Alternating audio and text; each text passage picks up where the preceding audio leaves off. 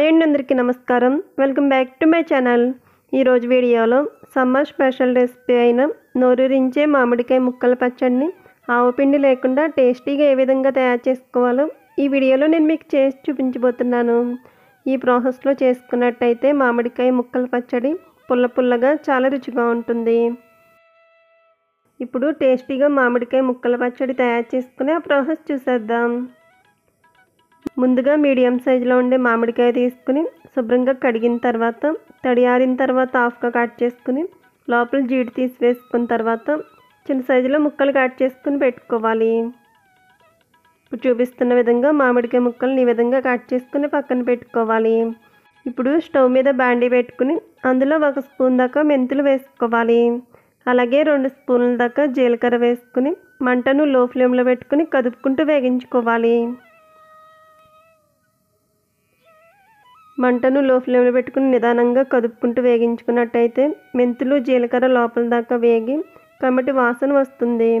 ఇప్పుడు stove off చేసుకుని ఇవి పూర్తిగా చల్లారిన తర్వాత మిక్సీ జార్లో వేసుకుని మెత్తని పౌడర్లా చేసుకోవాలి.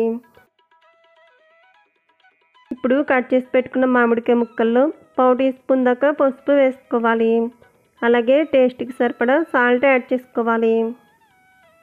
ఇప్పుడు ముందుగా మిక్సీ చేసి పెట్టుకున్న మెంతులు జీలకర్ర పొడి వేసుకోవాలి. అలాగే స్పైసీకి సరిపడా కారం వేసుకోవాలి. ఇప్పుడు ఇందులో కొద్దిగా మెంతులు జీలకర్ర పచ్చివి వేసుకోవాలి. అలాగే దంచి పెట్టుకున్న వెల్లుల్లి రెబ్బలు వేసుకుని ఇందులో నూనె పోసుకుని ఇవి అన్నీ కూడా బాగా కలిసేటట్టు కలుపుకోవాలి. ఇప్పుడు చూపిస్తున్న విధంగా పచ్చడిని ఇలా కలుపుకున్న తర్వాత ఇప్పుడు సాల్ట్ సరిపోయిందో లేదో చెక్ చేసుకుని సాల్ట్ యాడ్ చేసుకోవాలి.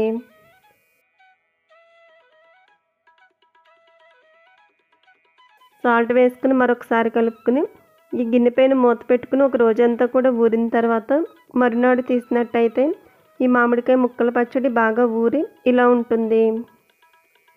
ఇప్పుడు ఈ మామిడికాయ ముక్కల పచ్చడిని గాజు సీసాలో కానీ ప్లాస్టిక్ డబ్బాలో కానీ పెట్టుకుని మూత పెట్టి తడి తగలకుండా స్టోర్ చేసుకున్నట్టయితే 2 నెలల దాకా నిల్వ ఉంటుంది. చూసారు కదా ఫ్రెండ్స్, సమ్మర్ స్పెషల్ రెసిపీ అయిన మామిడికాయ ముక్కల పచ్చడిని ఆవపిండి వేయకుండా మెంతులు జీలకర్ర పొడితో చాలా టేస్టీగా ఈ విధంగా తయారు చేసుకోవచ్చు. సో ఫ్రెండ్స్, ఈ వీడియో నచ్చితే లైక్ చేయండి. అలాగే మీ ఫ్రెండ్స్ అండ్ రిలేటివ్స్కు షేర్ చేయండి. Thank you for watching video friends.